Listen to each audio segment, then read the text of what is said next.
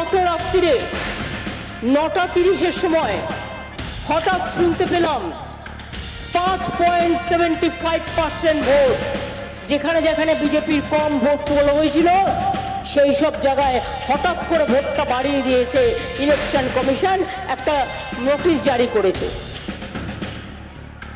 আমি বলবো নাগরিকদের সন্দেহ দূর করবার জন্য ইভিএম মেশিন কারা তৈরি করেছে, ইভিএম মেশিনের চিপ কারা তৈরি করেছে, এই সংখ্যাটা বাড়লো কি করে,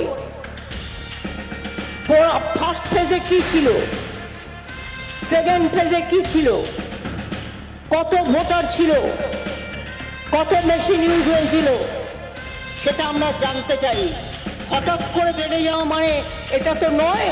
প্রায় 19 লক্ষর মতো ভোটার মেশিন মিসিং আছে অনেক দিন ধরে, যে বিজেপি শাসিত রাজ্যগুলো নিজের ইচ্ছা মতো লোকের ভোট পাল্টে দিয়ে নিজেদের মেশিন ঢুকিয়ে দিচ্ছেন। এটা আমার সন্দেহ। এই সন্দেহটা যাতে মানুষের মধ্যে না হয় সেই জন্য ইলেকশন কমিশনকে আমরা বলবো মানুষের সন্দেহটা দূর করুন। বিজেপি কমিশন হয়ে বসে থেকে কোনো লাভ নেই। আপনাকে নিরপেক্ষ কমিশন হিসাবে কাজ করা দেখতে চায় ভারতবর্ষের জনগণ, এবং তাই আসল শক্তিটা কি এটা আপনাদের জানাতে হবে মানুষকে। মানুষ জানতে চায়, যেন প্রতারণা মানুষের সাথে না করা হয় এটা মানুষ জানতে চায়। ইলেকশনেও চিটিং মোদি করেনি কিছু, গ্যারেন্টি কি লোক ভাই, এত মিথ্যে কথা বলে। কাগজটা যে পড়ে সেটাও দেখে পড়ে। ধরুন আমার এখানে জোড়াফুল চিহ্নটা আছে, ধরুন আমার এখানে কিছু নাম লেখা আছে দুটো কাগজাতে হাতের সামনে, এটা আপনারা দেখতে পাচ্ছেন, আমি দেখতেও পারি না দেখতেও পারি। কিন্তু মোদিবাবু কি করে বক্তৃতা জানেন? টেলিপ্রম্পটার, মানে স্বচ্ছ আপনারা জলের মতো চেহারা দেখতে পাবেন না, যেখানে দাঁড়ায় সেখানে একটা টেলিপ্রম্পটার লাগানো থাকে, ঠিক আছে? এবং সেখানে এসে বলতে যা ভাষণ বলবেন, টেলিপ্রম্পটারটা এমন থাকে এদিকে ঘুরছে এদিকে ঘুরছে এদিকে ঘুরছে, 3 দিকে ঘোরা যায়। এবার টেলিপ্রম্পটারে লিখে আনছে আমার বাংলার ভাই বোনেরা, নজরুলের দেশ, রবীন্দ্রনাথের দেশ। আসলে কিন্তু মনে রাখবেন ওটা একটা ফন্দি, ওটা দেখে বলছে, ও নিজে বলছে না, ওটা দেখে বলছে। তার কারণ টোটালটাই লিখে নিয়ে আসে টেলিপ্রম্পটারে বলে। টেলিপ্রম্পটার নেতা তৃণমূলকে ভোট দেওয়া মানে তার থেকে ভালো বিজেপিকে ভোট দিয়ে দেওয়া, তৃণমূলকে ভোট দেওয়া মানে তার থেকে অনেক ভালো বিজেপিকে ভোট দেওয়া।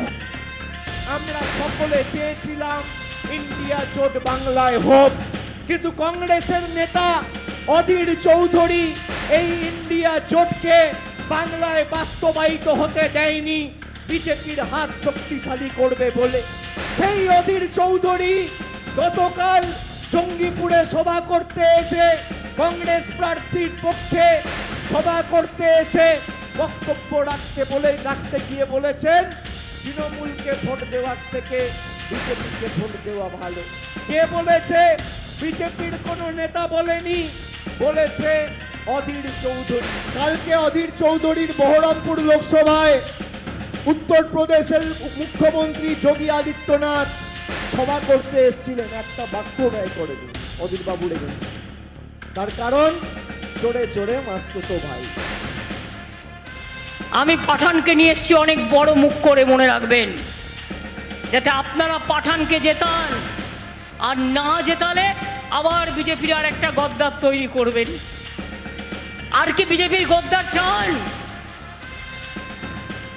বদলাতে চান তো এবার বদলান, এবার পাল্টান। যদি এনআরসি না চান, আমি পরিষ্কার বলে এসেছি যে নির্বাচন হবে, নির্বাচনের ফলাফল বেরোবে। আমার কালো ডায়েরি আছে, সেই ডায়েরিতে যারা দুষ্কৃতী তাদের নামের তালিকা আমি লিখছি সব জায়গায়, যারা যারা এই ধরনের সন্ত্রাস করছে। এদের যারা নেতা তাদের অনেকে এখন তিহার জেলে রয়েছে এবং বিভিন্ন জায়গায় লুকিয়ে অ্যাবসকন্ডিং ঘুরে বেড়াচ্ছে। তারা সবাই র্যাডারে রয়েছে আমাদের। মোদিজি 400-র উপর সিট নিয়ে কেন্দ্রে আসছেন, কেন্দ্রে বিজেপি সরকার তৈরি হচ্ছে। এই দুষ্কৃতীদের এটা মনে রাখা উচিত এবং এই দুষ্কৃতীদের মাথায় যাদের হাত আছে তারা নিজের অস্তিত্ব রক্ষার জন্য বিভিন্ন ধরনের পরিকল্পনা করছে। কারুর কিন্তু চাঁদে জমি কেনা নেই, যেখানে এখন মারধর করবে 2 দিন পরে চাঁদে গিয়ে থাকবে, এখানেই থাকতে হবে, আমরাও থাকবো। এই কথাটা মাথায় রাখতে হবে সবাইকে।